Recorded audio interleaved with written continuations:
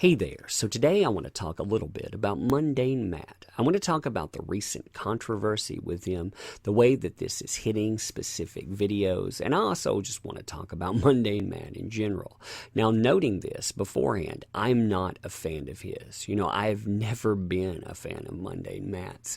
I did not pick up with Gamergate when it first started off, so I didn't see his meteoric rise, but I have seen him time and again go out and take loathsome positions, and when he does, of course, pretend that he is some type of conscientious centric. He's talked about that before. He's a centrist with a conscience. He wants to think about everything within it.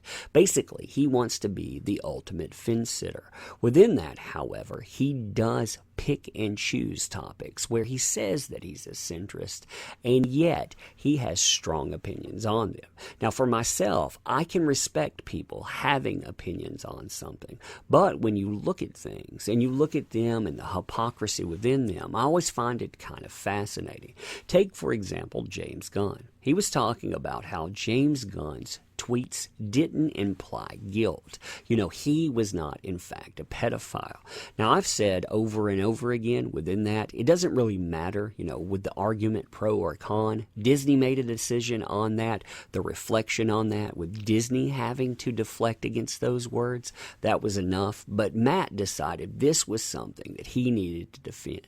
Now, he has defended actual pedophiles before, too, saying that a female pedophile, well, that's not as bad. Those sexual molesters out there, well, if they're female, they might be lonely, or they might be this, or they might be that. He comes up with reasoning for that. But beyond that, too, on the centrist debate, he says that that is his stance, that doesn't imply guilt. And yet, in the same breath, he was talking about Trump. He was talking about the Piss dossier. And when he discussed that, he said that that had to be disproven.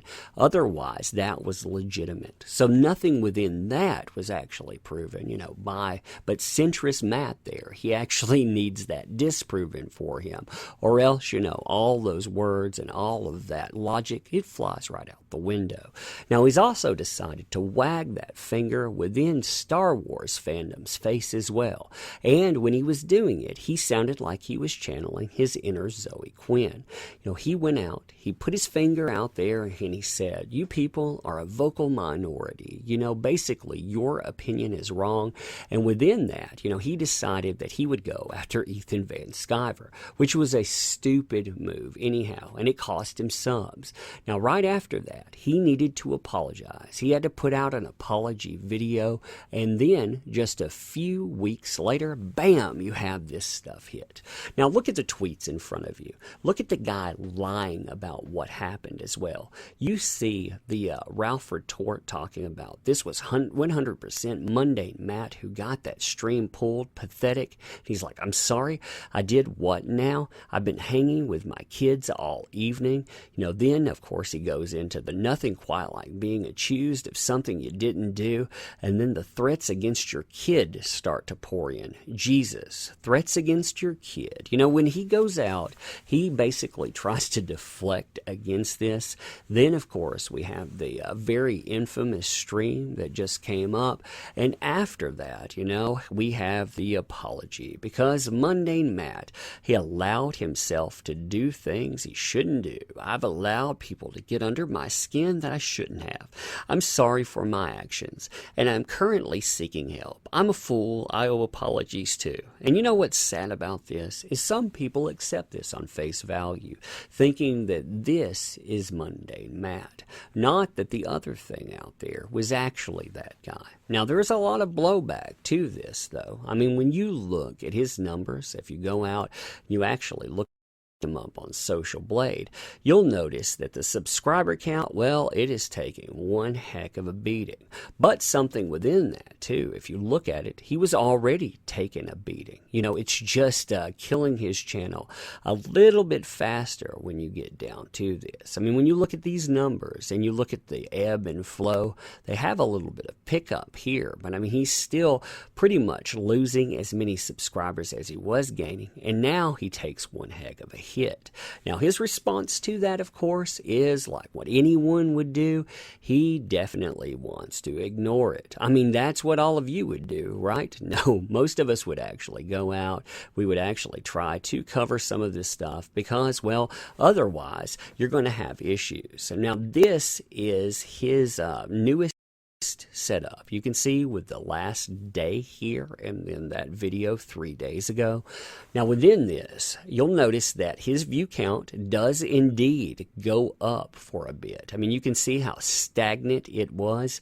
He had one video that actually hit pretty well here, but then you'll notice that his view count has gone up, but it's not because people are viewing his videos. Quite the contrary, in fact. I mean, if we go to this video here, we check it out. If you look at the thumbs up versus thumbs down ratio or like to dislike ratio, you can see one heck of a setup there. And then when you start going through the comments, well, you don't find a lot of positivity within it. You know, anyone else going straight to the comments after opening the video? Yes, indeed, that's where I went.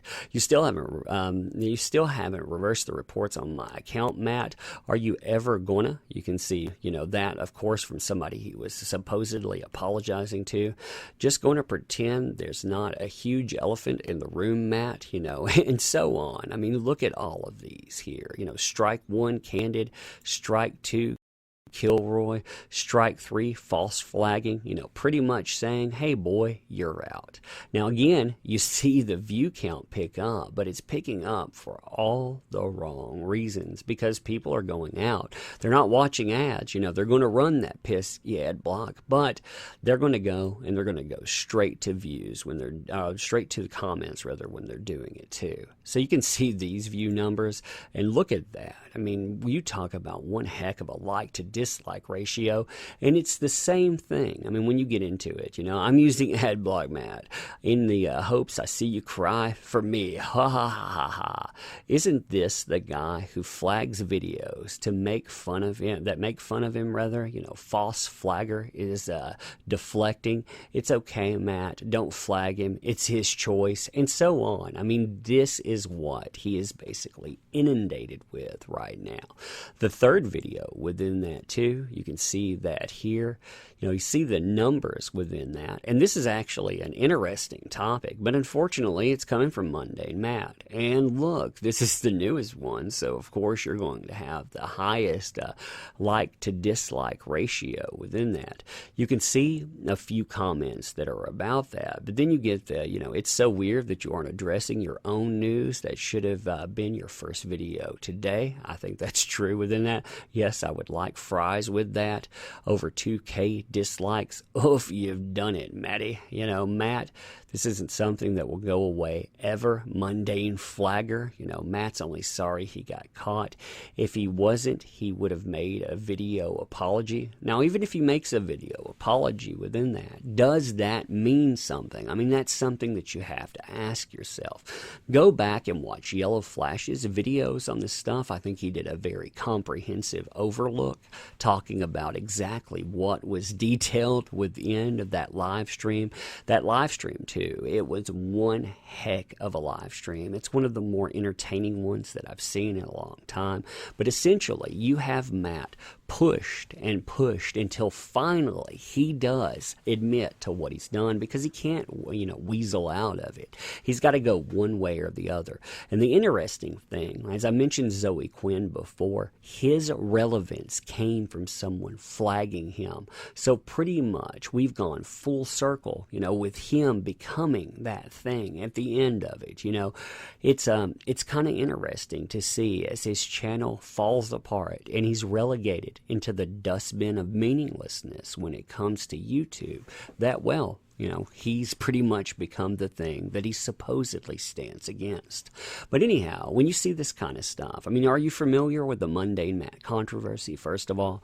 And within that, when you saw what transpired, what do you think about all of this mess? I mean, it is crazy to look at Mundane Matt. And especially the more you look into controversies with him, the more that he's gone out and done, the more fandoms that he's decided to go out and point the finger at and to say that they pretty much don't matter. He did the same thing that people did to gamers. He is responsible for that same outcome.